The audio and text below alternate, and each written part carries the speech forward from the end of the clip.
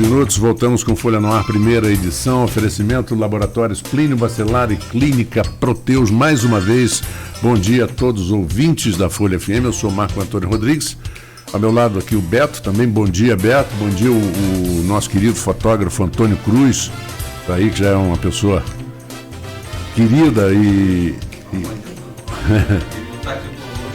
Hoje por medidas de prevenção que nós devemos não nos aglomerar. Exatamente. Mas é uma figura antiga da Folha da Manhã, da mídia. E grande abraço para o Antônio. Mas vamos lá. Marcão, bom dia, Marcão. Marcão Gomes, meu xará. Isso.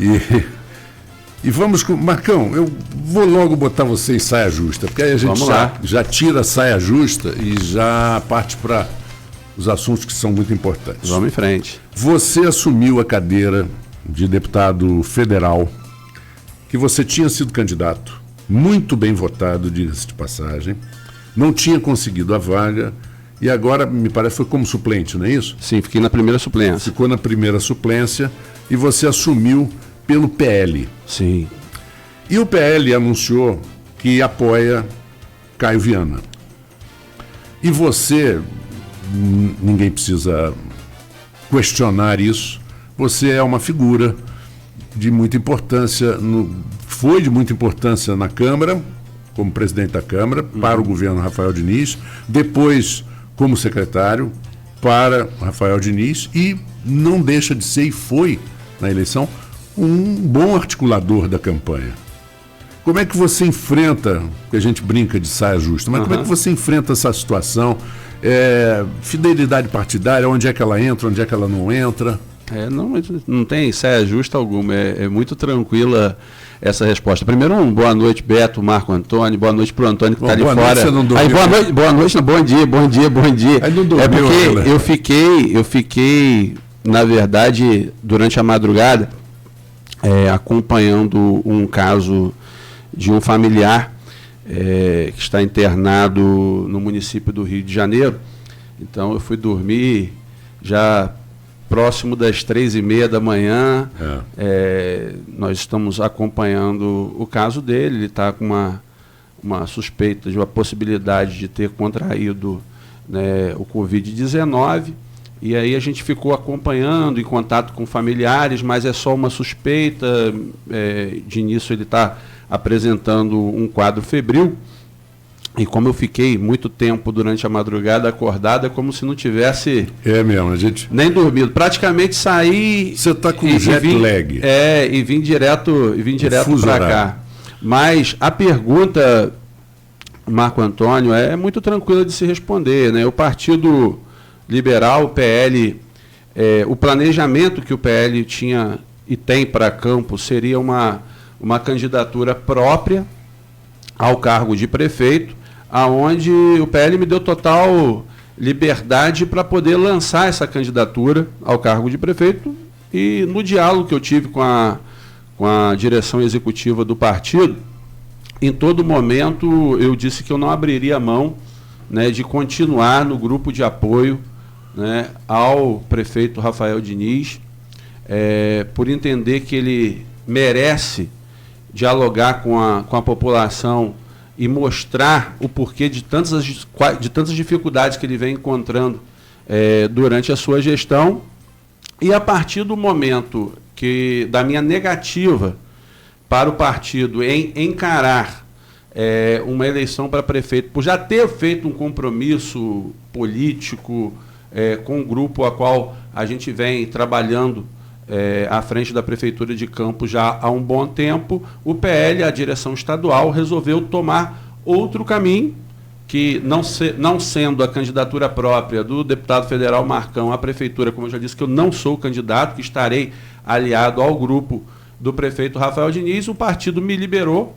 Então houve uma liberação, então não tem nenhuma questão de infidelidade partidária, e a opção do partido provavelmente deve ser o apoiamento à candidatura do pré-candidato Caio Viana a prefeito de Campos, algo que foi costurado também dentro do município de Niterói, onde o PL tem uma participação no governo municipal da Prefeitura de Niterói, e, em contrapartida, né, o prefeito de Niterói é do PDT, solicitou um apoio do PL aqui na base de campo, já que o PL não vai ter candidatura própria a prefeito, por eu ter dito ao partido que isso não está dentro do meu planejamento, que o meu planejamento é o apoiamento à candidatura do prefeito Rafael Diniz. Então, ficou dessa maneira. Então, não entendo, Marco, como uma saia justa. Na verdade, é algo totalmente republicano que acontece em muitos partidos. Bom, seguindo. Nós estamos diante desse caso, que muito mais do que um caso municipal, estadual, nacional, é um caso mundial do coronavírus, que é esse Covid-19, que nós falamos aqui do pico. Isso é muito calculado normalmente quando existe uma contaminação em massa de algum tipo de doença. Ele chega a um ponto que já chegou na China, né? E depois começa a decrescer, começam a diminuir os números de casos, alguns hospitais são liberados e as coisas começam a voltar ao normal. Eu achei até que seria até mais tarde, mas 20 de abril é uma data até boa, que a gente... Hoje é dia 21? Não, hoje é dia 20. Daqui a um mês. 20 de março. 20 de março, 20 de abril, parece que as pessoas... Porque não é fácil você ficar em quarentena, né? Você não tem o que fazer. Muita gente está trabalhando de casa, o que é uma excelente opção. Home office. Hoje em dia existem vários mecanismos para isso. Você tem as teleconferências, você tem e-mail, WhatsApp, tudo que você pode fazer. Então, hoje em dia tem rádio, você pode gravar de casa, facilita. Como é que você vê o movimento em Brasília? Porque na matéria da Folha diz que o TSE não sinaliza que adiaria as eleições. E a gente ouviu na semana passada e no início dessa semana alguns políticos se movimentando e sugerindo, também tem fake news, mas não era totalmente fake, a sugestão de adiar a eleição, de mudar as de vereador e prefeito, jogar para 2022, e tudo isso se falou, né, entre paredes. Como você vê isso? De repente, isso não é desfocar um pouco do que nós precisamos nos focar agora, que é debelar esse processo do coronavírus? Passei boa parte dessa semana em Brasília, Marco Antônio, e eu tenho como lhe assegurar, né, que, obviamente, muitos políticos estão preocupados com a questão eleitoral, porque os prazos, né, para filiação se encerram agora, no início de abril, dia 4 de abril está encerrando esses prazos, e aí, com essa questão do recolhimento domiciliar, que as pessoas têm que manter, né, se manterem recolhidas para poder impedir que haja a disseminação do Covid-19, há uma preocupação muito grande de todos os partidos e de todos os políticos na questão do cumprimento dos prazos. Se vai haver ou não tempo necessário para cumprir os prazos eleitorais. Salvo engano, o partido Podemos entrou com uma consulta, né, ao Tribunal Superior Eleitoral para saber da possibilidade de adiamento de prazos, e a Corte Eleitoral informou não haver essa possibilidade, pois existe previsão legal e isso seria uma atribuição do Congresso Nacional determinar ou não a modificação da lei. Mas em Brasília ninguém estava pensando nessa questão eleitoral. Isso eu posso lhe assegurar. Os partidos políticos, as presidências dos partidos nacionais, os diretórios estaduais, fizeram algumas movimentações junto à Justiça Eleitoral, mas os parlamentares estavam totalmente focados na questão do Covid-19, na questão do coronavírus, em receber as mensagens do presidente da República, em aprovar as mensagens. Inclusive, nós aprovamos, né, um sistema remoto de votação para que não haja uma aglomeração, né? Haja vista sermos 513 parlamentares na Câmara Federal, então nós aprovamos que a partir da próxima semana, muito provável, não há necessidade do parlamentar se dirigir a Brasília, através de um sistema, a gente vai conseguir, cada parlamentar dentro da sua base, discutir os projetos, discutir os temas e votar de forma remota também para impedir essa aglomeração. Então o foco em Brasília esta semana, seja no Senado, na Câmara Federal, foi todo em torno das medidas necessárias para a contenção da disseminação do Covid-19, que é o nome do novo coronavírus, que já é um vírus que já existe, mas a população às vezes fala assim, puxa, uma hora trata Covid-19, outra hora trata coronavírus. É bom a gente falar que a denominação para esta nova forma do coronavírus. Logicamente que as siglas partidárias, através de seus presidentes, elas ficaram preocupadas com essa questão do prazo eleitoral. É natural, né, Marcão? Natural. E duas teses. E eu conversei com alguns parlamentares por aplicativo, por meio de aplicativos no smartphone, e alguns parlamentares opinam por uma dilação de prazo para que as eleições ocorram ainda neste ano de 2020, e outros parlamentares opinam e defendem eleições gerais em 2022, com a prorrogação do mandato dos atuais vereadores e prefeitos até 2022 e com a proibição destes prefeitos se candidatarem à reeleição. Essa é uma outra tese que também é discutida internamente entre os parlamentares e no partido.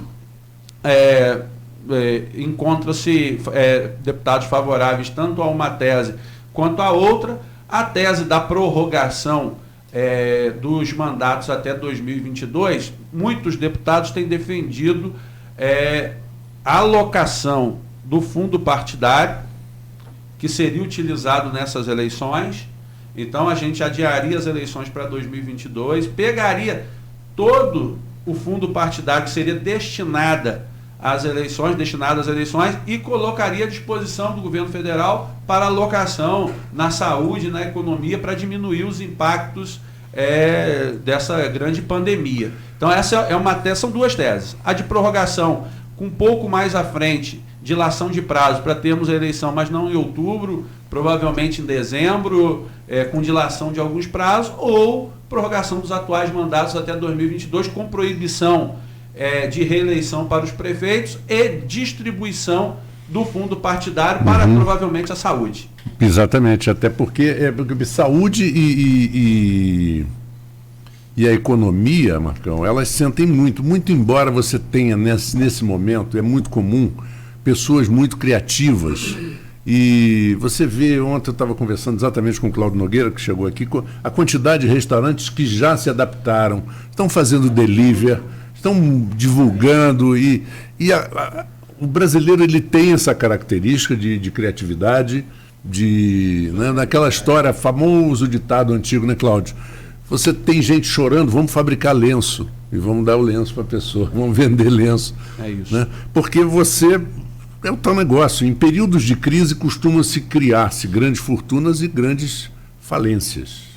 E o povo brasileiro é muito ágil, né, nesse sentido, é muito criativo. Né? Você vê nas grandes capitais, começa a chover, você fica espantado com a quantidade de sombrinhas e guarda-chuvas que imediatamente passa a ser circulado e comercializado. Basta cair os primeiros pingos e surge sombrinha e guarda-chuva de tudo quanto é lugar. Então o brasileiro ele é muito hábil, muito ágil, é um povo muito criativo.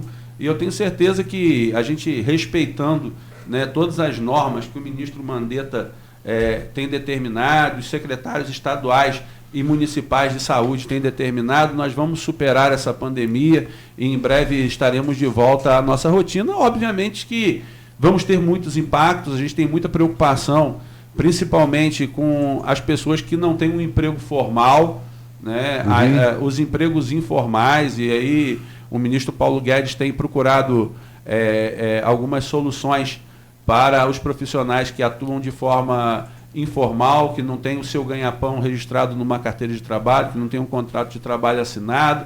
E a gente tem muita preocupação que muita gente vai possivelmente passar fome, esse é o termo mesmo, porque tem muita gente que não tem condições, sem ter o fluxo financeiro girando nas atividades informais, vai passar muita necessidade. Então, uma preocupação muito grande do governo federal nesse sentido, em fazer com que essas pessoas tenham um mínimo para dentro das suas casas, que é a alimentação. Eu, nessa semana, logo assim que cheguei em Brasília, saí daqui na madrugada de terça-feira, às 3 e pouca da manhã, eu saí daqui rumo ao aeroporto Santos Dumont, já no meio do caminho, já dentro do carro mesmo, trabalhando um projeto que logo assim que eu cheguei em Brasília nós demos entrada, que é justamente para proibir o corte de energia elétrica, de água e de gás neste período de pandemia do Covid-19. É impossível que as pessoas mantenham um mínimo de asseio em suas residências se elas não tiverem a água. Então, como muitas famílias trabalham na informalidade, não vão ter recursos, provavelmente, para pagar as suas contas, a gente tem que, o governo tem que estar sensível, dialogando com as concessionárias para que elas não promovam a suspensão destes serviços básicos. Então, tem uma lei federal, que é a Lei 8987, que é a Lei de Concessões, onde lá no artigo 6º nós fizemos essa modificação, propusemos essa modificação para que não fosse suspenso estes serviços. Também, salvo engano, deputados estaduais tomaram a mesma medida no âmbito da legislação estadual. Então, parabenizar também os deputados estaduais que trabalharam. Isso, que na LERJ eles seguiram mais ou menos a mesma ideia. Parabenizar os deputados estaduais, como cada um no seu limite de competência, eles trabalhando dentro da legislação estadual, a gente lá em Brasília trabalhando numa lei federal, que é a 8987, que é a Lei de Concessões, cada um dentro dos seus limites, até para que haja uma amarração jurídica, para que não seja possível que as concessionárias questionem isso no momento posterior. Acredito que elas devam estar também sensíveis e acredito que não haja nenhum questionamento jurídico. Mas, independente disso, a gente está procurando amarrar a legislação e proteger o consumidor, fazendo com que essas pessoas que possivelmente fiquem inadimplentes não tenham seus serviços cortados. Eu também encaminhei, Marco Antônio, essa semana um ofício solicitando ao ministro Mandetta mais médicos para Campos, do programa Mais Médicos. Já havia sido determinado um número de 14 médicos novos do programa Mais Médicos para Campos, mas em virtude da pandemia, nós solicitamos, em diálogo com o secretário de Saúde, doutor Abdo Neme, solicitamos mais 10 médicos deste programa, que é custeado com recursos do governo federal, para que possa ajudar também a população neste momento de dificuldades. E também, no dia de ontem, conversando com o prefeito Rafael Diniz, ele também vai estar solicitando mais aporte financeiro ao ministro Mandetta, sobretudo para novos leitos de UTI, respiradores, porque a gente tem que estar preparado, o município tem que começar a se preparar para quando surjam os casos, a gente possa atender em nossa rede da melhor maneira possível, dando a total proteção à população de Campos. Porque inclusive o respirador ele é locado na UTI, né?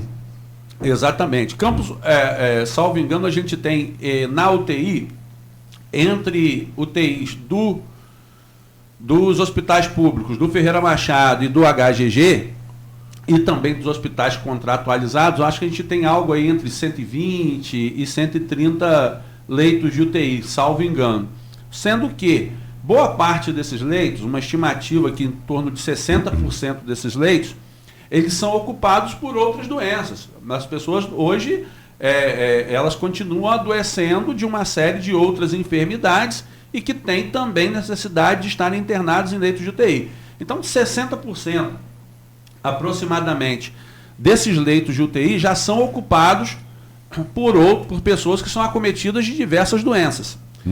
Então, sobraria 40% desses leitos para aproveitar para a possível utilização em pacientes que precisem ser internados por contaminação do Covid-19. Então, nós temos que avaliar, se esse número vai ser suficiente. Vamos primeiro torcer para que o Covid nem chegue em Campos, porque até agora nós não temos casos confirmados. Tem suspeitos. Temos casos suspeitos, mas vamos torcer para que ele não chegue.